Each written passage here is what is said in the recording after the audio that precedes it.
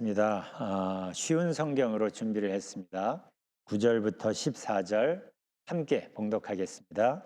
제자들이 호숫가에 닿아 땅에 내리니 숯불이 피워져 있는 것을 보였습니다. 불 위에는 생선이 놓여 있었고 빵도 있었습니다. 그때 예수님께서 너희가 방금 전에 잡은 생선을 가지고 오너라 하고 말씀하셨습니다. 시몬 베드로가 배에 올라가 그물을 호숫가로 끌어당겼습니다. 그물은 큰 물고기로 가득했습니다. 153마리나 되었습니다. 고기가 그렇게 많았는데도 그물은 끊어지지 않았습니다.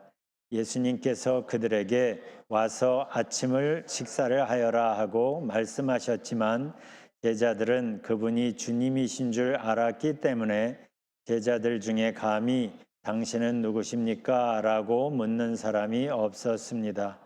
예수님께서는 가셔서 빵을 가져다가 제자들에게 주셨고 생선도 주셨습니다. 이것은 예수님께서 죽은 자 가운데서 살아나신 후 그의 제자들에게 세 번째 나타나신 것이었습니다. 아멘. 죽은 사람이 다시 살아났다는 얘기는 쉽게 믿어지지 않습니다. 이건 예수님의 제자들에게도 마찬가지였어요. 사실 베드로와 요한은 예수님이 부활하신 그날 아침에 막달라 마리아에게서 예수님의 무덤이 비었다는 얘기를 들었습니다. 그래서 요한과 함께 베드로가 빈 무덤으로 뛰어가서 확인까지 하죠. 그래도 예수님이 다시 살아났다는 것을 믿지 못했습니다. 참 희한한 일 다 보겠네 하고 놀라기만 했어요.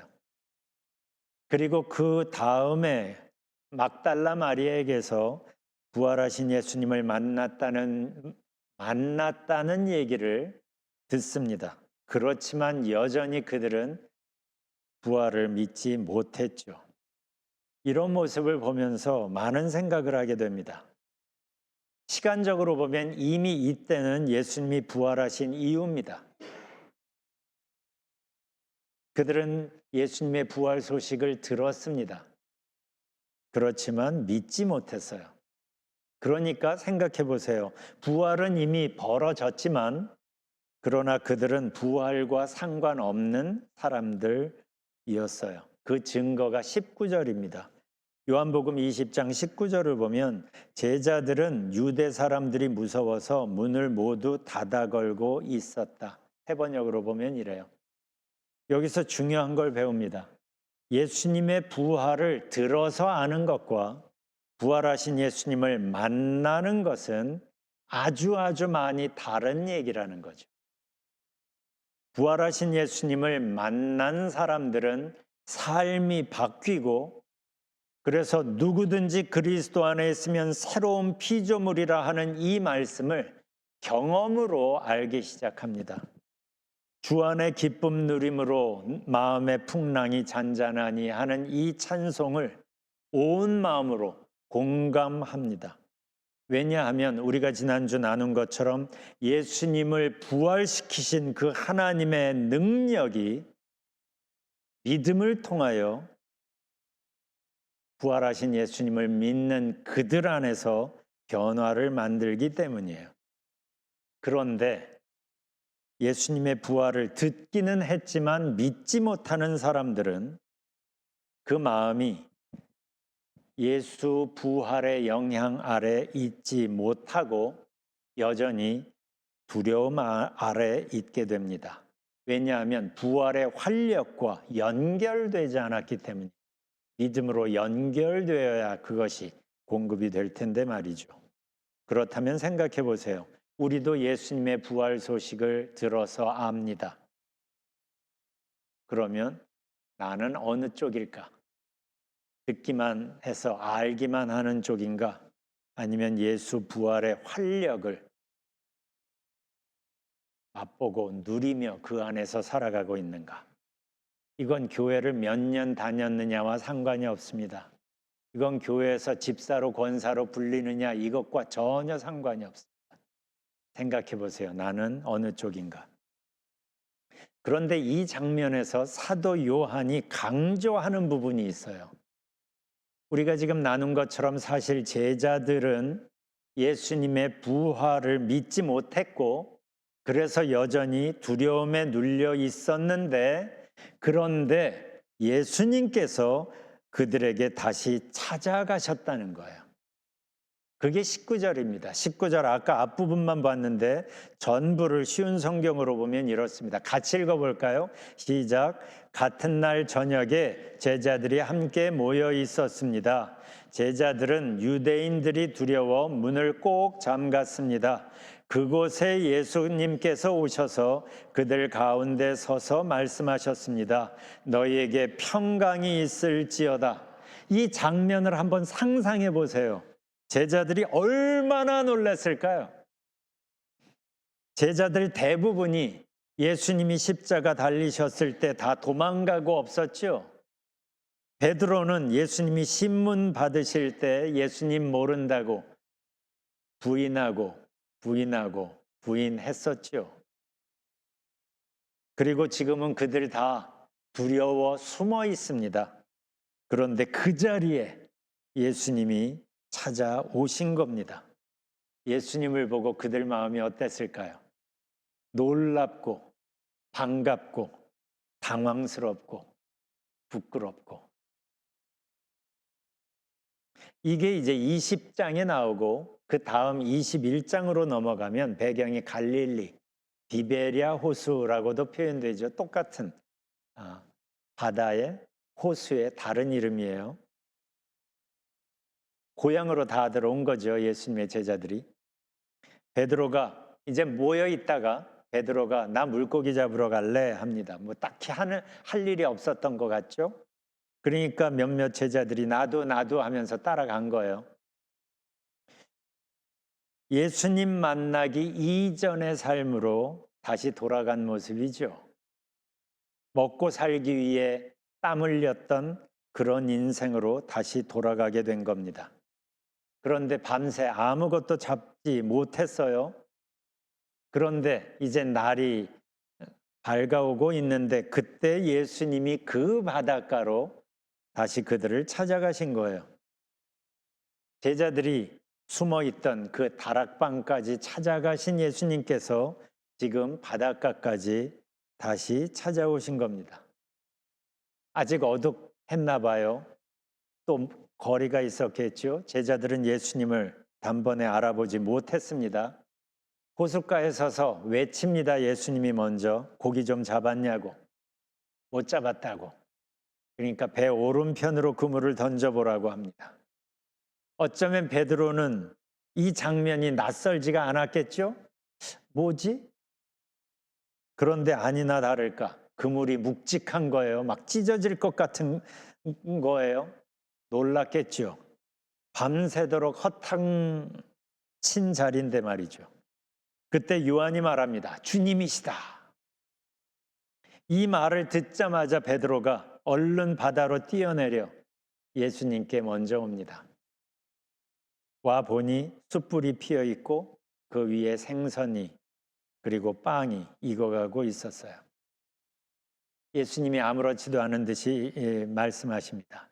지금 잡은 것도 좀 가져오지. 우리가 이 장면을 조금 더 들여다볼 필요가 있습니다.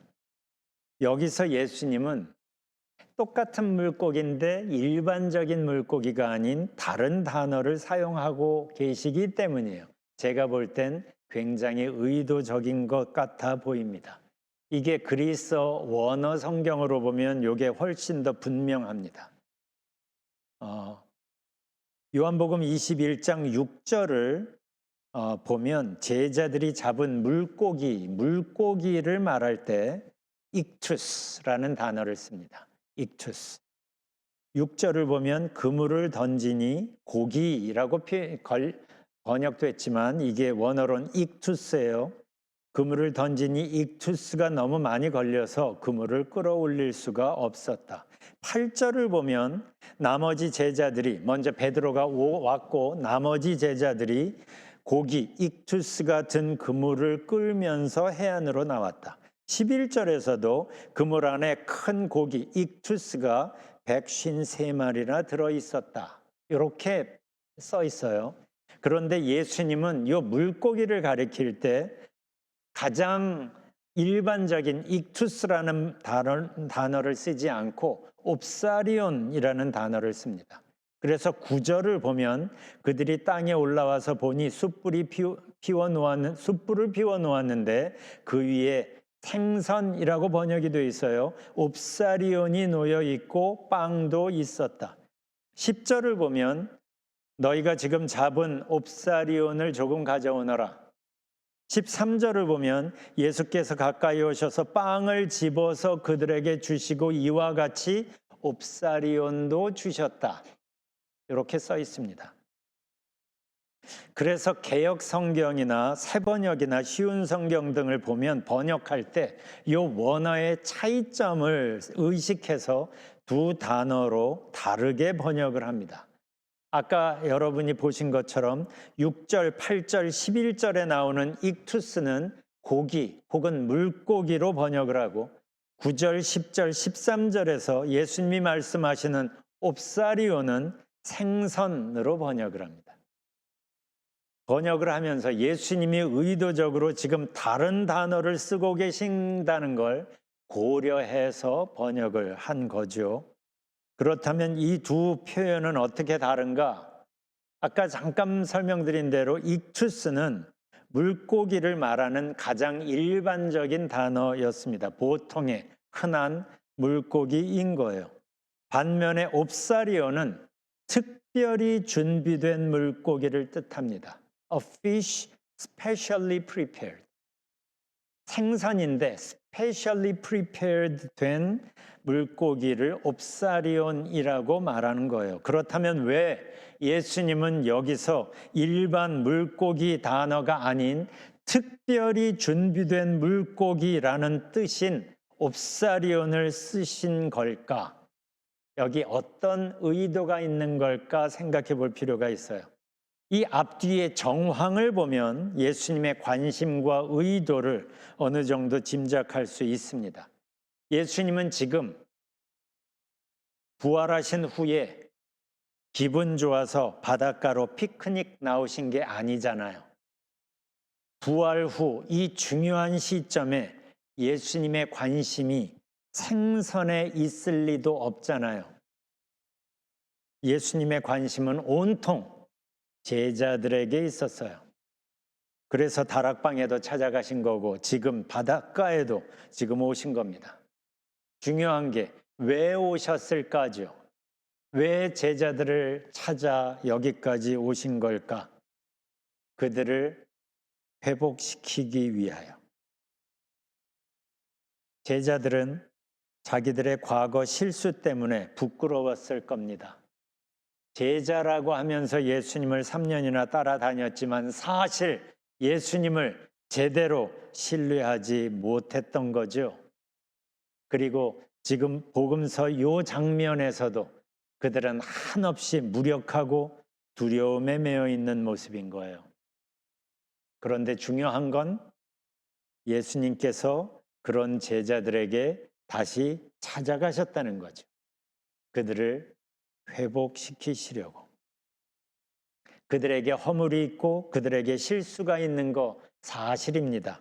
그렇지만 그럼에도 불구하고 그들이 하나님 앞에서 여전히 얼마나 귀한 존재인지를 알려주시고 싶으신 거예요. 그래서 그 아침에 그 바닷가까지 그들을 찾아가신 겁니다. 그래서 예수님께서 특별히 준비된 물고기를 의미하는 옵사리온이라는 단어를 굳이 의도적으로 사용하시면서 그들에게 주시고 싶어 하시는 메시지가 있는 겁니다. 이런 거죠. 너희는 먹고 사는 것을 위해 땀 흘리는 그렇게 살아가는 보통의 사람들과는 더 이상 다르단다. 이제는 너희는 보통의 사람들이 아니란다. 왜냐하면 하나님의 사랑을 받고 하나님의 공급을 받으며 사는 하나님의 자녀들이기 때문이야. 이제는 나와 함께 특별히 준비된 삶, 좀 더 큰 의미와 큰 가치를 향해 움직이는 새로운 삶을 나와 함께 시작하지 않을래? 살기 위해서 땀 흘리는 보통의 삶보다 그 부분은 하늘 아버지께서 공급하시니까 나와 함께 더 큰 가치를 향하여, 더 큰 의미를 향하여 새로운 삶을 시작하지 않을래? 던지시는 거죠. 아마 예수님이 피워놓으신 그 숯불을 보면서 베드로는 떠오르는 게 분명히 있었을 겁니다. 불과 며칠 전 얼떨결에 예수님을 부인했던 자리가 바로 그 비슷한 불가였기 때문이죠. 그때 몸 좀 녹이겠다고 불가에 앉아 있다가 그런 일이 있었는데, 지금 예수님은 그 비슷한 불가 앞으로 베드로를 부르고 계십니다. 미리 준비하신 아침 식사를 주시려고. 속상하고, 생각하기만 하면 속상하고 마음 아프고 죄송스럽고 한 그러한 불가라는 이미지를 감사하고 기쁜 이미지로 예수님은 베드로의 그 기억을 덮어 주시려는 것 같아요.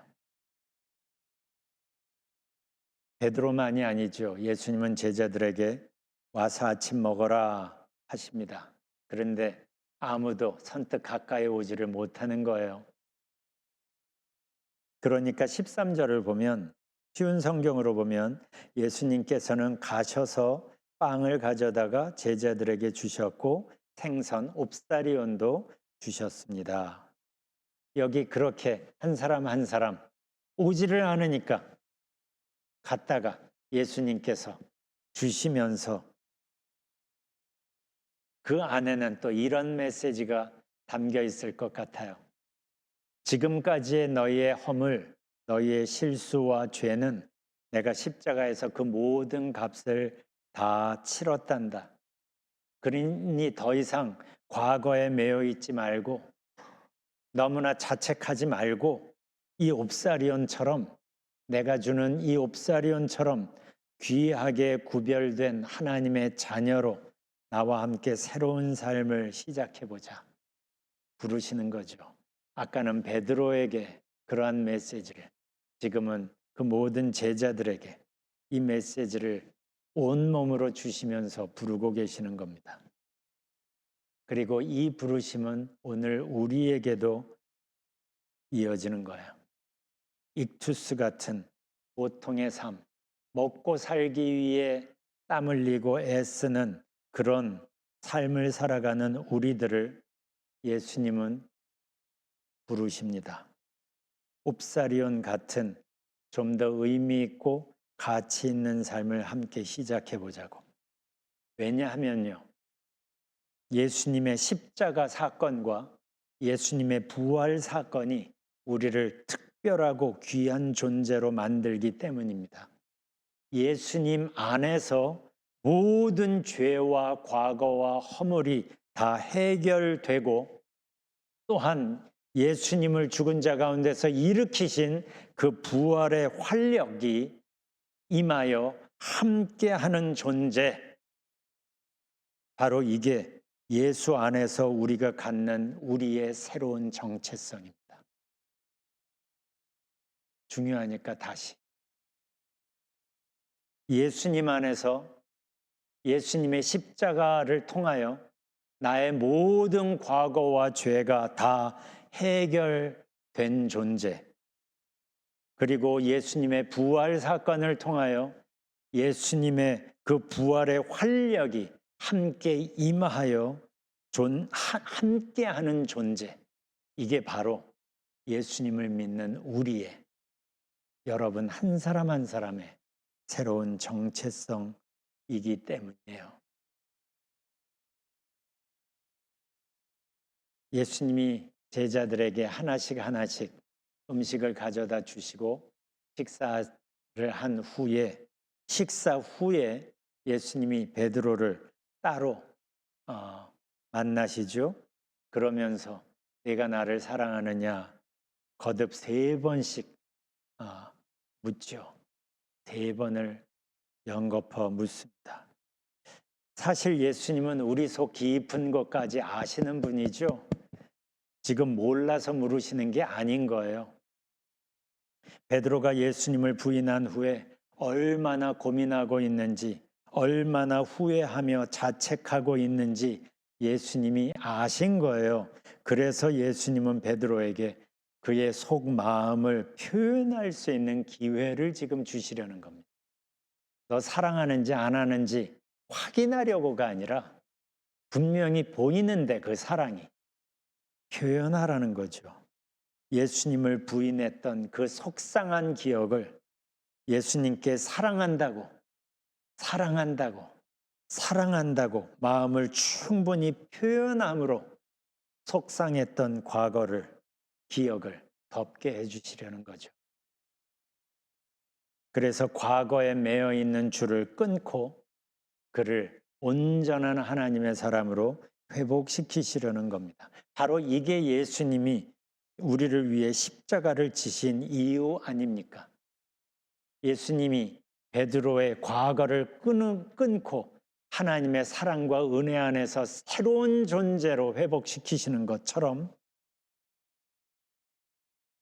또한 저 십자가를 통하여 우리에게 다가오시면서 우리의 과거를 끊고 일어나 함께 오늘을 살자 하고 부르시는 거예요.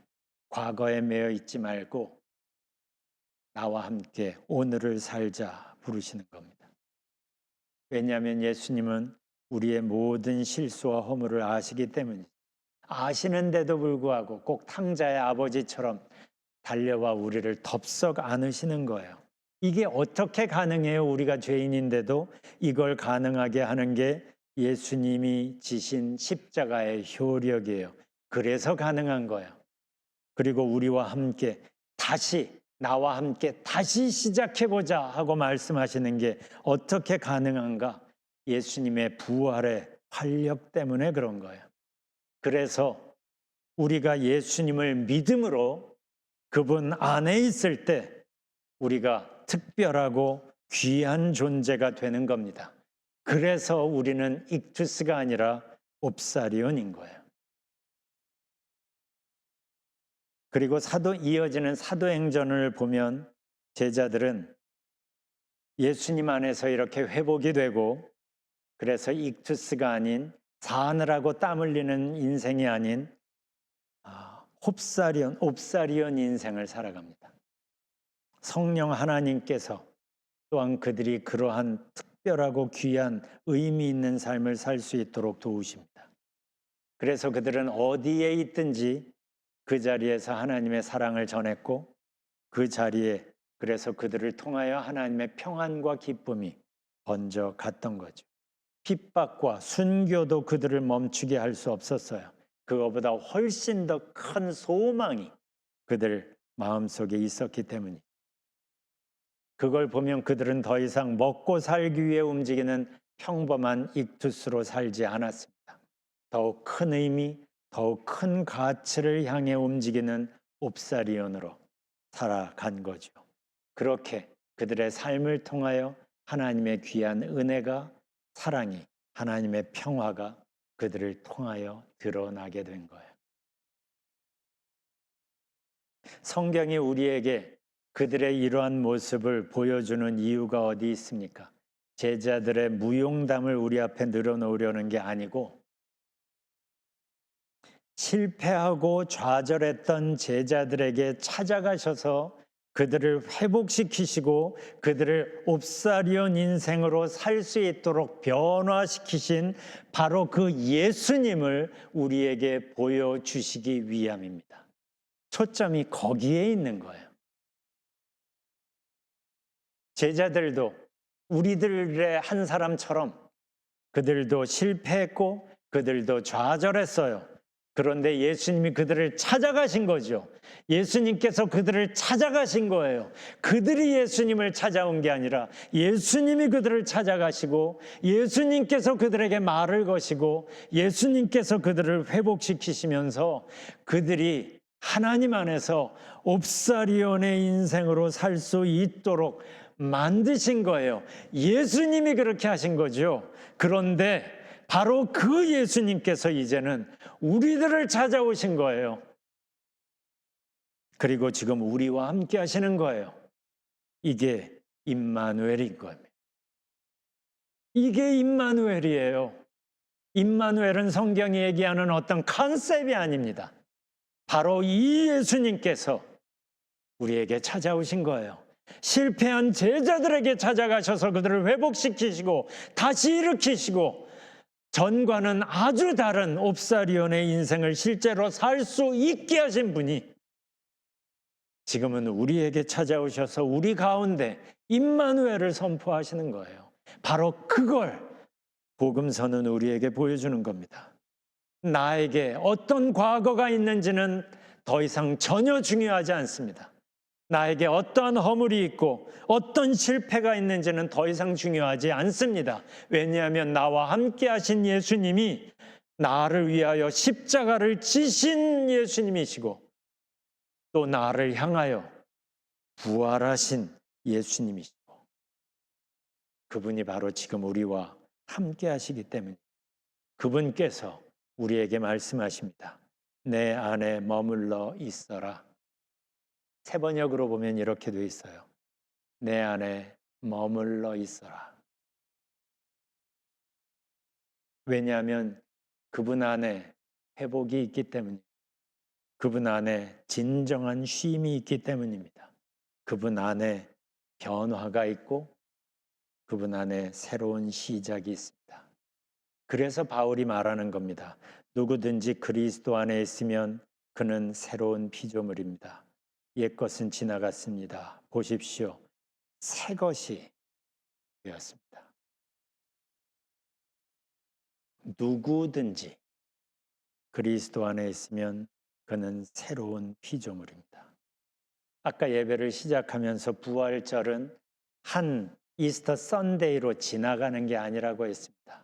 이스터 선데이로 시작을 해서 성령 강림 주일 전까지가 부활절기입니다.